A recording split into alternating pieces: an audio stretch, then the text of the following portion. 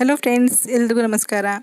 ನಾನಿವತ್ತು ಚಟ್ನಿ ಮಾಡ್ಕೊಂಡಿದ್ದೀನಿ. ಈ ಚಟ್ನಿ ಇಡ್ಲಿ, ದೋಸೆ, ಪೂರಿ ಅಥವಾ ಅನ್ನದ ಜೊತೆ, ಪಲಾವ್ ಜೊತೆ ಎಲ್ಲ ತುಂಬ ಒಳ್ಳೆ ಕಾಂಬಿನೇಷನು.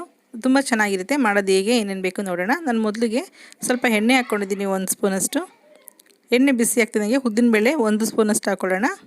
1 ಟೇಬಲ್ ಸ್ಪೂನಷ್ಟು ದೊಡ್ಡ ಸ್ಪೂನಲ್ಲಿ ಹಾಕ್ಕೊಂಡಿದ್ದೀನಿ. ಇದು ತುಂಬ ಚೆನ್ನಾಗಿರುತ್ತೆ. ಫ್ರೈ ಮಾಡಿ ಈ ಥರ ಚಟ್ನಿ ರುಬ್ಬೋದ್ರಿಂದ. ಅದ್ರ ಜೊತೆಗೇ ಹಸಿಮೆಣ್ಸಿಕಾಯಿ ಹಾಕ್ಕೊಳ್ತಾ ಇದ್ದೀನಿ. ಹಸಿಮೆಣ್ಸಿಕಾಯಿ ಸ್ವಲ್ಪ ಮುರಿದ್ಬಿಟ್ಟು ಹಾಕ್ಕೊಳ್ಳಿ, ಇಲ್ಲಾಂದ್ರೆ ಮೈ ಮೇಲೆ ಸಿಡಿಯುತ್ತೆ.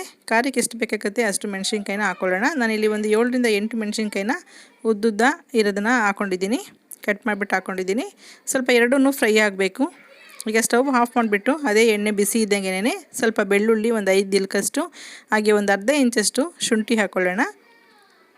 ಅದನ್ನೇನು ಫ್ರೈ ಮಾಡಬೇಕಾಗಿಲ್ಲ, ಜಸ್ಟ್ ಎಣ್ಣೆ ಬಿಸಿ ಇದೆಯಲ್ಲ ಅದ್ರಲ್ಲಿ ಮಿಕ್ಸ್ ಆದರೆ ಸಾಕು. ರುಬ್ಬುವಾಗ ನಾವು ಎಣ್ಣೆ ಸಮೇತನೇ ಹಾಕ್ಕೊಳ್ಬೇಕಾಗುತ್ತೆ ರುಬ್ಬೋದಕ್ಕೆ. ಸ್ವಲ್ಪ ತಣ್ಣಗಾದ್ಮೇಲೆ ಮಿಕ್ಸಿ ಜಾರ್ಗೆ ಹಾಕ್ಕೊಳ್ಳೋಣ. ಹಸಿಮೆಣ್ಸಿಕಾಯಿ ಫ್ರೈ ಮಾಡಿದ್ವಲ್ಲ ಅದು, ಮತ್ತು ಉದ್ದಿನಬೇಳೆ, ಹಾಗೆ ಫ್ರೈ ಮಾಡಿರೋಂಥ ಎಣ್ಣೆ ಎಲ್ಲನೂ ಜೊತೆನಲ್ಲಿ ಹಾಕ್ಕೊಳ್ಳೋಣ. ಅದಕ್ಕೆ ಒಂದು ಅರ್ಧ ಕಪ್ಪಷ್ಟು ತೆಂಗಿನಕಾಯಿ ತುರಿ ಹಾಕ್ಕೊಳ್ತಾ ಇದ್ದೀನಿ. ಸ್ವಲ್ಪ ಹುಣಸೆಹಣ್ಣು, ಒಂದು ಅರ್ಧ ನಿಂಬೆಹಣ್ಣು ಗಾತ್ರದಷ್ಟು, ಹಾಗೆ ಹುರ್ಗಡ್ಲೆ ಅರ್ಧ ಸ್ಪೂನಷ್ಟು, ಅರ್ಧ ಕಪ್ಪಷ್ಟು, ತೆಂಗಿನಕಾಯಿ ಕೂಡ ಅರ್ಧ ಕಪ್ಪಷ್ಟು ತೊಗೊಂಡಿದ್ದೀನಿ. ನಿಮಗೆ ಹುರ್ಗಡ್ಲೆ ಇಷ್ಟ ಇಲ್ಲ ಅನ್ನೋದಾದರೆ ನೀವು ಹುರಿದಿರೋಂಥ ಕಡಲೆಕಾಯಿ ಬೀಜ ಕೂಡ ಹಾಕ್ಕೊಳ್ಬೋದು. ನೀರು ಹಾಕ್ತೆ ಮೊದಲು ಸ್ವಲ್ಪ ತರಿಯಾಗಿ ಪೇಸ್ಟ್ ರೀತಿ ಮಾಡ್ಕೊಳ್ಳಿ. ಆನಂತರ ರುಚಿಗೆ ತಕ್ಕಷ್ಟು ಉಪ್ಪು, ಹಾಗೆ ನೀರು ಎಷ್ಟು ಬೇಕಾಗುತ್ತೆ ಚಟ್ನಿ ರುಬ್ಬೋದಕ್ಕೆ ಅಷ್ಟು ನೀರು ಹಾಕ್ಕೊಂಡು ನುಣ್ಣಗೆ ಪೇಸ್ಟ್ ಮಾಡ್ಕೋಬೇಕು ಚಟ್ನಿನ. ನಿಮಗೆ ಇಷ್ಟ ಆಗುತ್ತೆ ಅಂತಂದರೆ ಇದಕ್ಕೆ ಒಣಮೆಣ್ಸಿಕಾಯಿ ಕೂಡ ಹಾಕ್ಕೊಳ್ಬೋದು. ಖಾರದ ಮೆಣಸಿಕಾಯಿ, ಹಸಿ ಮೆಣಸಿಕಾಯಿ ಬೇಡ ಅಂದರೆ ಒಣಮೆಣ್ಸಿಕಾಯಿ ಹಾಕ್ಕೊಂಡ್ರೆ ಕಲರ್ ಚೇಂಜ್ ಆಗುತ್ತೆ ಅಷ್ಟೇ. ಸೇಮ್ ಎಲ್ಲ ಇಂಗ್ರೀಡಿಯೆಂಟ್ಸು ಸೇಮ್ ಆಗಿ ಹಾಕ್ಕೊಳ್ಳೋಂಥದ್ದು. ಒಣಮೆಣ್ಸಿಕಾಯನ್ನ ಸ್ವಲ್ಪ ಬೆಚ್ಚಗೆ ಮಾಡಿ ಹಾಕ್ಕೊಳ್ಬೇಕಾಗತ್ತೆ. ನನಗೆ ಕೊನೆಯಲ್ಲಿ ಸ್ವಲ್ಪ ಕೊತ್ತಂಬರಿ ಸೊಪ್ಪು ಹಾಕ್ಕೊಂಡು ರುಬ್ಕೊಳ್ತಿದ್ದೀನಿ. ಕೊತ್ತಂಬರಿ, ಪುದೀನ, ಕರಿಬೇವು ಏನಾದರೂ ಬೇಕಾದ್ರೆ ಹಾಕ್ಕೊಂಡು ರುಬ್ಬೋದು. ತುಂಬ ಚೆನ್ನಾಗಿರುತ್ತೆ ಟೇಸ್ಟು. ಈಗ ಅದು ಚಟ್ನಿಗೆ ಒಂದು ಒಗ್ಗರಣೆ ಹಾಕ್ಕೊಳ್ಳೋಣ. 1 ಸ್ಪೂನಷ್ಟು ಎಣ್ಣೆ ಹಾಕ್ಕೊಂಡಿದ್ದೀನಿ. ನೀವು ತುಪ್ಪ ಕೂಡ ಬಳಸ್ಕೊಳ್ಬೋದು.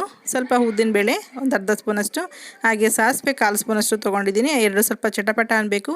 ನೀವು ಬೇಕಾದ್ರೆ ಒಂದು ಬ್ಯಾಡಗಿ ಮೆಣಸಿನ್ಕಾಯಿ ಕೂಡ ಹಾಕ್ಕೊಳ್ಬೋದು. ಚಟ್ನಿನ ಸ್ವಲ್ಪ ಖಾರ ಇರೋದ್ರಿಂದ ಮೆಣಸಿನ್ಕಾಯಿನ ಹಾಕ್ತಾಯಿಲ್ಲ ನಾನಿಲ್ಲಿ. ಕರ್ಬೇವಿನ ಸೊಪ್ಪು ಹಾಕ್ಕೊಂಡು ಸ್ಟವ್ ಆಫ್ ಮಾಡೋಣ. ಕರ್ಬೇವಿನ ಸೊಪ್ಪು ಬಿಸಿ, ತುಂಬ ಎಣ್ಣೆ ಬಿಸಿ ಇದ್ದರೆ ಅದರಲ್ಲೇ ಫ್ಲೇವರ್ ಚೆನ್ನಾಗಿ ಮಿಕ್ಸ್ ಆಗಿರುತ್ತೆ. ಈಗ ಒಗ್ಗರಣೆ ಏನಿದೆ ಅದನ್ನು ಚಟ್ನಿಗೆ ಹಾಕ್ಕೊಳ್ಳೋಣ. ಚಟ್ನಿ ರೆಡಿ ಆಯಿತು.